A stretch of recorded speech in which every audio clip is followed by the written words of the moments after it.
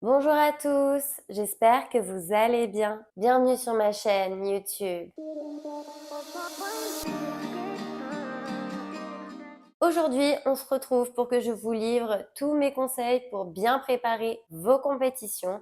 Mais avant de commencer, je tenais à remercier toutes les personnes qui prennent le temps de liker, de commenter et de s'abonner. Je vous remercie infiniment, ça me motive vraiment à continuer. Allez, c'est parti pour la vidéo. Comme on rentre dans la saison des compétitions et que certains d'entre vous m'ont demandé des conseils, je me suis dit que c'était le parfait moment pour vous les prodiguer. Donc c'est pour ça que je fais cette vidéo. Par contre, je tiens juste à préciser, je ne donnerai pas de conseils concernant les entraînements sur glace, puisque si vous faites des compétitions, c'est que vous êtes inscrit dans un club et que du coup, vous avez des entraîneurs qui sont là pour ça. Donc tous les conseils que je vais vous donner vont plutôt encadrer vos cours sur glace. La vidéo va se dérouler en 3 parties. D'abord, je vous expliquerai quoi faire avant vos compétitions. Je vous donnerai tous mes conseils pour le jour J et après, on verra ce qu'on fait après la compétition. Donc, la première chose que je vous conseille de faire, et c'est quelque chose que vous pouvez faire au quotidien, c'est de pratiquer de la visualisation. La meilleure façon pour le faire, pour moi, c'est ce que je recommande, c'est de le faire le soir avant de vous coucher. Vous mettez la musique de votre programme, soit vous vous allongez, soit vous vous asseyez, vous fermez les yeux et vous imaginez votre programme dans votre tête. Lorsque vous allez faire cela, il faudra vraiment que chaque mouvement soit fait à la perfection et que vous ressentiez le mouvement comme si vous le faisiez dans la réalité. Et c'est quelque chose que vous pouvez faire plusieurs fois. L'objectif de cet exercice, ça va être de programmer votre cerveau à la réussite de votre programme. Ensuite, un autre conseil que vous pouvez faire, c'est 1 à 2 semaines avant votre toute première compétition de la saison, eh bien, vous pouvez faire un essai coiffure et maquillage. Alors, je sais que ce conseil va plus intéresser les filles que les garçons, puisqu'en général, ce sont les filles qui se maquillent, même s'il y a des exceptions à toute règle. Mais du coup, je vous conseille de faire cela 1 à 2 semaines avant votre première compétition pour vérifier que vous avez bien tout le maquillage et tout le nécessaire pour vous coiffer. Comme ça, s'il vous manque des choses, vous pourrez prendre le temps d'aller les acheter. Et ensuite, eh bien, si vous avez des difficultés à faire ce que vous vouliez faire, vous aurez le temps de vous entraîner avant le jour J. Ensuite,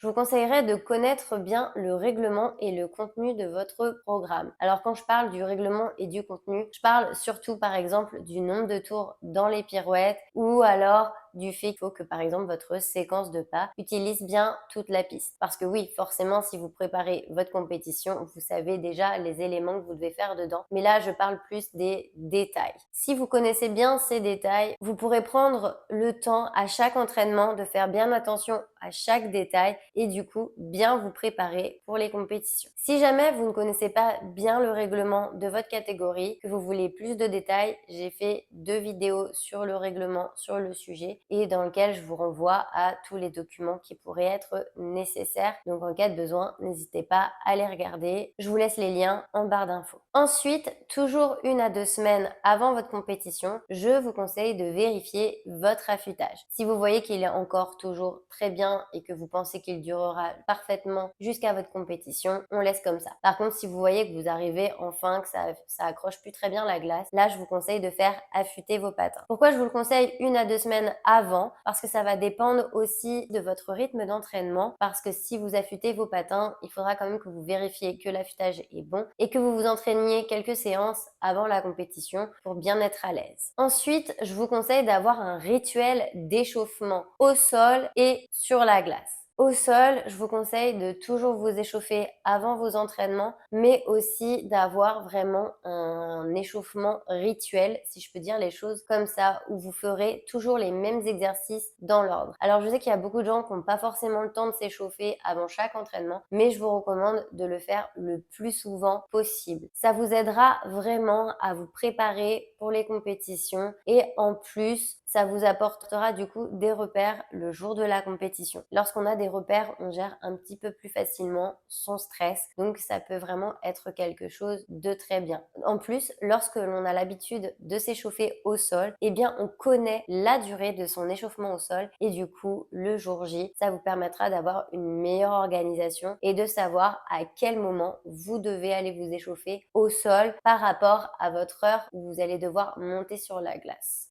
Si pareil, vous ne savez pas vous échauffer au sol, j'ai fait une vidéo sur le sujet, donc n'hésitez pas à aller la voir si vous en avez besoin. Pour l'échauffement sur glace, il faut savoir qu'il va varier de 4 à 6 minutes selon les catégories. Et là, ça reste un échauffement extrêmement court. Donc, je vous recommande de le connaître par cœur, de savoir dans quel ordre vous devez faire tel ou tel exercice pour bien préparer votre programme et surtout de l'avoir répété plusieurs fois à l'entraînement pour être bien prêt. Parce que là, vous n'avez pas le droit à l'erreur. En si peu de temps, il faut vraiment être très productif.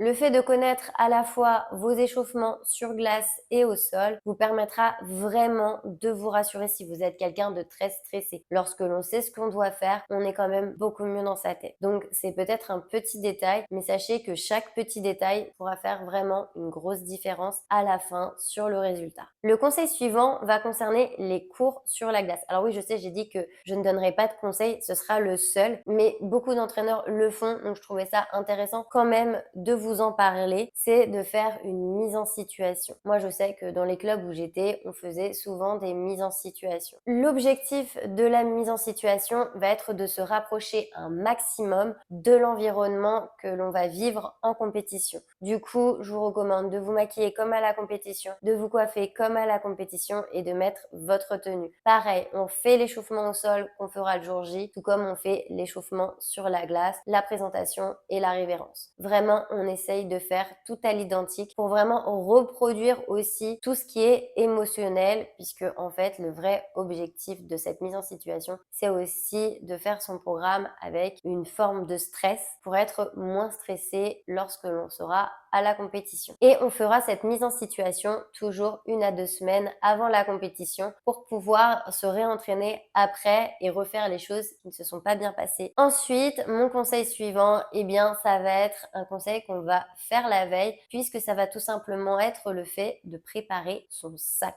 Alors pourquoi je vous conseille de le faire la veille? Tout simplement pour que vous puissiez ne rien oublier. Si vous êtes des parents qui regardent cette vidéo, parce que je sais qu'il y en a et que vous regardez cette vidéo pour après conseiller des choses à votre enfant, je vous conseille de laisser votre enfant faire son sac tout seul. Si vraiment il ou elle est vraiment très petit, qu'il a 7, 8 ans, à ce moment-là, accompagnez-le pour faire le sac, mais ne faites pas le sac vous-même. Il faut que vous lui enseigniez cette autonomie. Pourquoi je vous conseille ça? Parce que lorsqu'on est en compétition, eh bien, ça arrive que les vestiaires soient fermés aux parents et que les enfants, quel que soit leur âge, doivent se débrouiller tout seuls. S'ils ont fait leur sac eux-mêmes, ils sauront où retrouver leurs affaires beaucoup plus rapidement. Lorsqu'ils vont se préparer, ce sera vraiment très utile et en plus, ça va leur apprendre cette autonomie dont ils vont avoir besoin puisqu'il va falloir aussi qu'ils mettent leurs patins tout seuls, leur tenue tout seul, etc. Donc, je vous recommande de les laisser faire leur sac ou éventuellement de les accompagner. Je vous fais une petite checklist de l'essentiel qu'on va retrouver dans le sac. Alors, logique, on va y mettre ses patins, protège-lames, chiffon. Jusque-là, tout est normal. On n'oublie pas, bien sûr, sa tenue de compétition. Oui, je vous conseille de ne pas y aller avec votre tenue de compétition, mais plutôt d'arriver en tenue de sport, une tenue que vous allez pouvoir mettre pour votre échauffement au sol. Et on gardera la tenue de compétition pour la mettre au dernier moment afin d'éviter des taches. Parce que je peux vous raconter une anecdote. Une fois, j'avais une élève qui arrive toute pimpante, en tenue de compète. Donc, on a le collant en chair, la tunique. Elle s'échauffe et là, elle tombe sur le caoutchouc tout noir. Comment vous dire qu'après, son collant en chair et sa tenue avaient changé de couleur. Donc, si vous voulez éviter ce genre de choses et vraiment être toute belle ou tout beau lors du moment où vous allez monter sur la glace, je vous conseille de vous échauffer en tenue de sport. Vous pouvez juste éventuellement, sous votre jogging, mettre un collant en chair ou à la limite pour les garçons, si vous avez un pantalon en lycra, normalement, ça passera dessous. Ensuite, on va emmener soit un CD, soit une clé USB. Normalement, les musiques sont déjà envoyées au préalable par l'entraîneur au club organisateur de la compétition, mais on ne sait jamais. S'il venait y avoir un problème, au moins vous aurez de quoi faire pour pallier au problème. Donc, emmenez un CD et ou une clé USB. Au moins, vous serez sûr que vous aurez tout ce qu'il faut. Ensuite, je vous conseille aussi, dans votre tenue, d'avoir une veste d'échauffement, soit la veste du club, soit une veste noire pour vous échauffer sur la glace.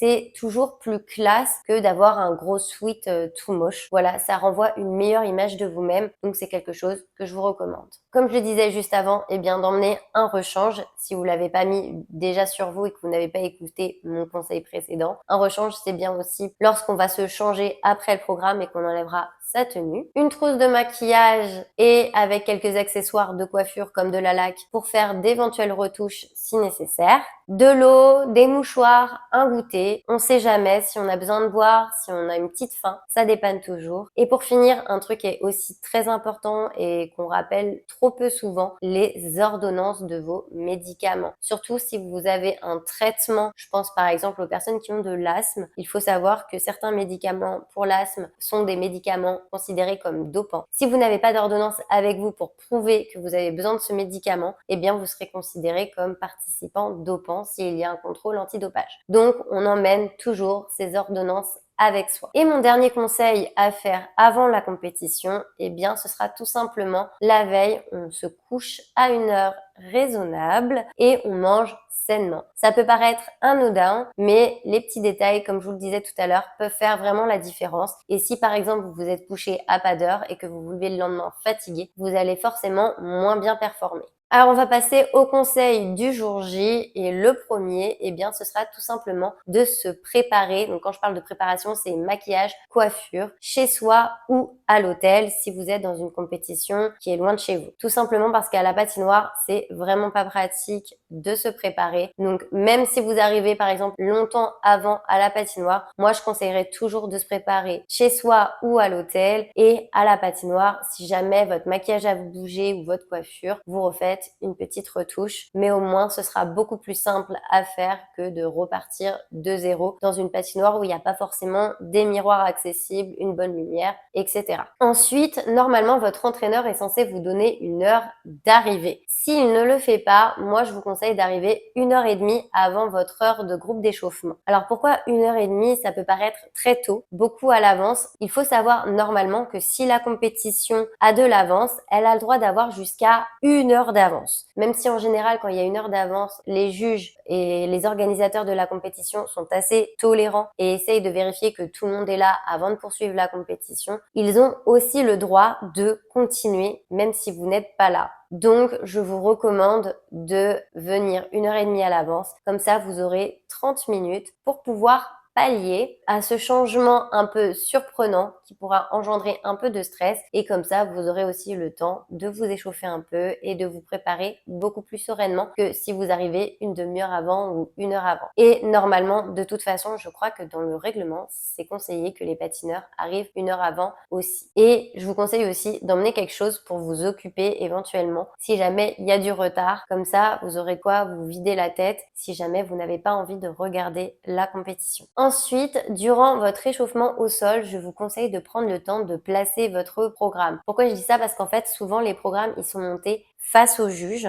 et lorsqu'en fait on va faire le programme, eh bien la majorité des mouvements vont être vers l'intention des juges. Et du coup, si jamais les juges sont de l'autre côté de la piste, contrairement à vos entraînements habituels, il va falloir retourner en quelque sorte votre programme. Et je sais que c'est quelque chose qui peut perturber. Il est vivement conseillé de toujours commencer face au juge, sauf si votre position de départ est intentionnellement dos au juge. Même si ça vous inquiète, sachez une chose que si vous avez l'habitude de commencer face au juge et de partir vers la droite, s'ils sont de l'autre côté de la piste, en vous mettant face à eux, vous partirez quand même toujours vers la droite. C'est quelque chose qui ne change pas, mais je sais que cela peut rester vraiment très perturbant. Alors n'hésitez pas à prendre le temps pendant votre échauffement au sol, à faire votre petit chemin avec votre doigt en regardant la piste pour tout bien replacer et faire votre programme en chorégraphie au sol pour vous mettre en situation et être à l'aise après au moment fatidique du programme en musique sur la glace.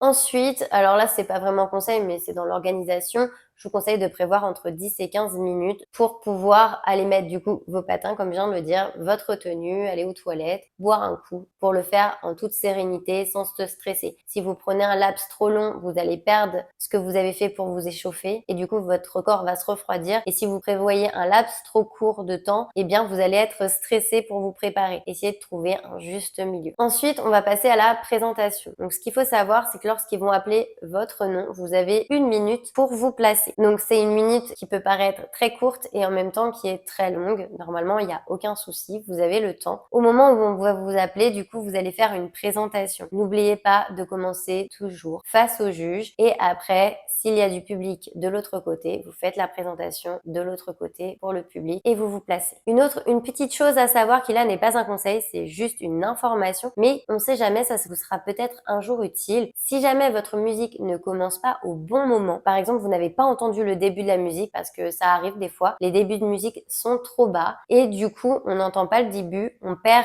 des secondes et on va avoir un décalage sur tout notre programme. Ça peut en plus jouer sur la note chorégraphique puisque normalement, on doit mettre les mouvements bien précis à chaque endroit et là, du coup, ils seront en décalé. Donc, sur la note artistique, vous allez baisser et en plus, à la fin du programme, vous serez pas à l'heure et ça aussi, ça peut jouer sur votre note artistique, voire même en arriver à avoir des déductions. Donc, si la musique n'a pas commencé au bon moment, vous ne démarrez pas votre programme, vous allez voir le juge arbitre, vous l'informez et vous allez pouvoir vous placer et commencer votre programme dans des bonnes conditions. Après, lorsque vous ferez votre programme, prenez le temps de vous appliquer sur chaque mouvement. Ne vous concentrez pas uniquement que sur la technique, mais n'oubliez pas que tout compte, que ce soit à la fois la chorégraphie et la technique. Tout simplement parce qu'un bel artistique peut rattraper une chute. Moi, c'est quelque chose que j'ai déjà vu. J'ai eu des élèves qui tombaient et malgré tout, elles gagnaient parce qu'elles avaient un bel artistique et parce qu'elles s'étaient appliquées sur tout le reste et que tout le reste était propre. Donc, une chute n'est pas rédhibitoire. On continue à s'accrocher quoi qu'il arrive. Pareil, si jamais vous avez un trou de mémoire, c'est quelque chose qui peut arriver. Ne le montrez pas, ne vous arrêtez pas. Vous avez un trou de mémoire, eh bien, vous improvisez, vous continuez. Vous allez voir de toute façon, votre mémoire va finir par revenir et si vous avez continué à improviser, eh bien, à part votre entraîneur et vous, personne ne saura qu'il y a eu un souci. Ça passera complètement inaperçu. Et enfin, surtout, prenez du plaisir. Amusez-vous. Ça doit vraiment être un moment de bonheur quand vous faites votre programme. On doit le ressentir, sauf si la musique est triste, mais vous, quand vous patinez, que la musique soit triste, heureuse, peu importe la thématique, vous devez vivre un moment plaisant, un moment qui vous apporte du bonheur. Plus vous profiterez de cet instant et moins le stress prendra le pas sur votre performance. Ensuite, une fois que vous avez fini votre programme, vous allez aller vers le centre de la piste si vous n'y êtes pas déjà et vous allez faire votre révérence. Je vous rappelle qu'on commence toujours sa révérence encore une fois face au juge et après on le fera sur les autres côtés de la patinoire où il y a du public. Après le programme, une fois que vous avez discuté un peu avec votre entraîneur si c'est le cas, que vous avez enlevé vos patins, etc.,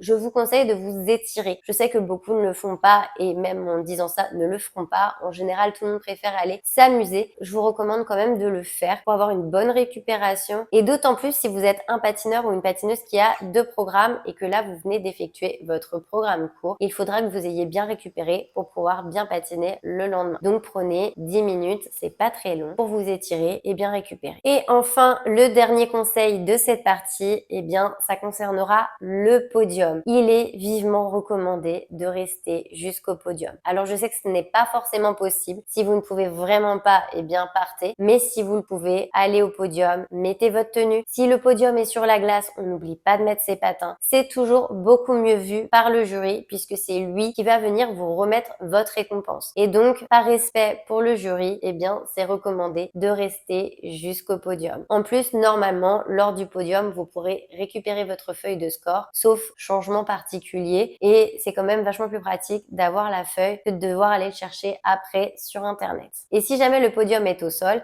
eh bien, pareil, on met quand même sa tenue. Et par contre, là, vous n'êtes pas obligé de mettre les patins, vous pouvez rester en basket. Alors là, je vais vous donner des conseils de choses à faire après la compétition. Alors, je sais que ça peut paraître bizarre parce que je vous ai dit que c'était des conseils pour préparer les compétitions et que là, je vais vous parler d'après la compétition. Mais en fait, ces conseils d'après compétition vont vous aider pour la compétition qui suivra. C'est pour ça que je les ai inclus dans cette vidéo. Donc, la première chose que je vous conseille de faire après votre compétition, eh bien, c'est de prendre un jour de repos sportif. Alors, quoi je dis un jour de repos sportif?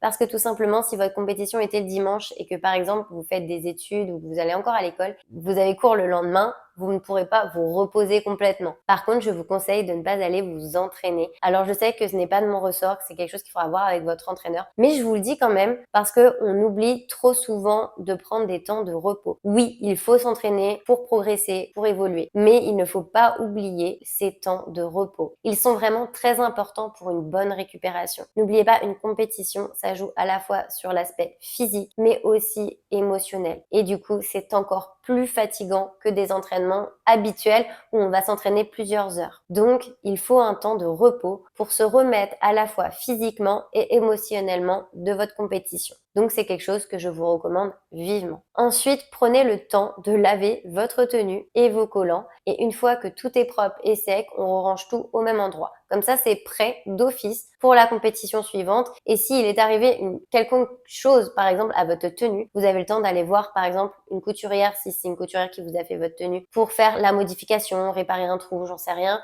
ou la détacher. Par exemple, moi, ça m'arrivait souvent quand j'étais en individuel et que je faisais ma pirouette Billman, je me coupais pratiquement à chaque compétition parce que comme je m'entraînais avec des gants, mes mains ne devaient pas être habituées et du coup, dès que je faisais la pirouette Billman, je me coupais et ça arrivait qu'il y ait des taches de sang. Et bien, si vous les détachez tout de suite, ce sera quand même mieux que de s'en rendre compte la veille pour le lendemain. Pareil pour les collants chers. Si vous avez des trous qu'il faut en racheter, ça vous laissera aussi le temps d'aller en racheter. C'est peut-être un conseil bête, mais dans la préparation pour la compétition suivante, ça fera la différence parce que vous n'aurez pas à faire les choses en urgence et dans le stress la veille. Et ensuite, on va passer au tout dernier conseil de la vidéo.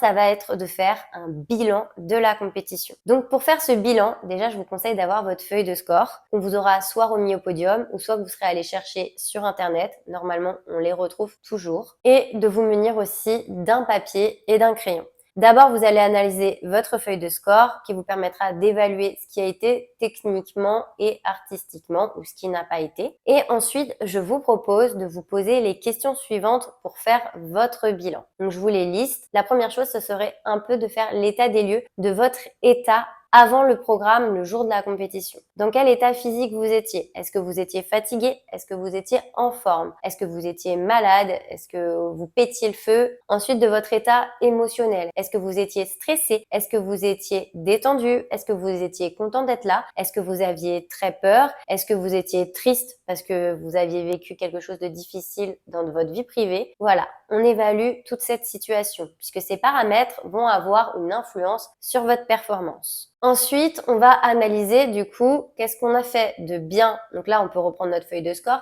Ce qu'on a fait de bien techniquement et artistiquement ou à l'inverse, ce que l'on n'a pas bien fait. Et du coup, qu'est-ce qu'on va pouvoir améliorer pour faire encore mieux la prochaine fois et comment on va pouvoir l'améliorer. Je vous donne un exemple. Vous avez été fatigué à la fin de votre programme. Donc, qu'est-ce que vous devez améliorer? C'est votre endurance. Comment l'améliorer?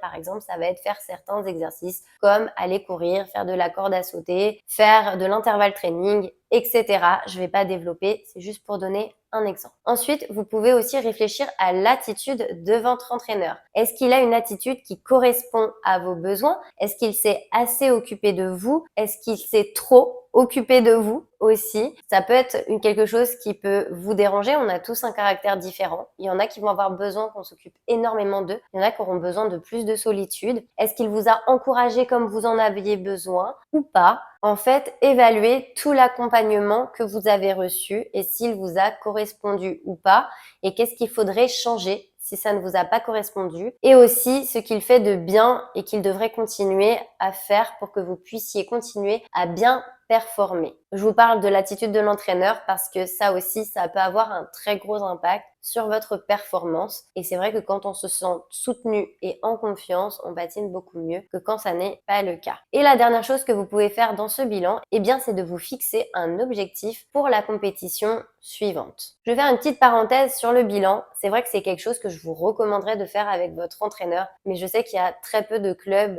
et très peu d'entraîneurs qui font ça avec leurs élèves. Donc, si vous n'avez pas l'opportunité de le faire avec votre entraîneur, faites-le tout seul. Et par contre, sur l'aspect de l'entraîneur, la question que je vous ai dite, ça c'est quelque chose qu'il ne faut pas hésiter à discuter avec lui si vraiment il fait quelque chose qui vous stresse énormément, qui peut éventuellement provoquer un échec parce que vous êtes maître de vous quand même, vous êtes maître de votre performance, mais c'est vrai que des fois il y a des situations où on est déstabilisé et si la personne fait quelque chose qui ne vous correspond pas, c'est bien d'en discuter avec elle. Par contre, à l'inverse, si tout est nickel, c'est pareil aussi. Vous pouvez lui dire « Ah, j'ai adoré quand tu as fait ça, ça m'aide vraiment. » Et comme ça, la personne le saura et pourra continuer à avoir le comportement qui est adapté à votre performance. Dans tous les cas, ce que j'aime avec le bilan, c'est que peu importe que votre compétition se soit bien ou mal passée, au final, vous en retirerez quelque chose de constructif et du coup de positif et vous pourrez évoluer dans une meilleure direction pour la compétition suivante. Voilà, j'ai fini pour tous mes conseils pour bien préparer une compétition. La vidéo a été très longue et j'en suis désolée, mais je tenais vraiment à vous faire quelque chose le plus complet possible pour que ce soit le plus constructif pour vous. J'espère vraiment ne rien avoir oublié. Je vous reparlerai de la gestion du stress dans une autre vidéo parce que si je l'avais fait là, vous imaginez bien que ce serait encore plus long. Mais en tout cas, j'espère que cette vidéo vous aidera vraiment. Je sais que c'était des choses simples.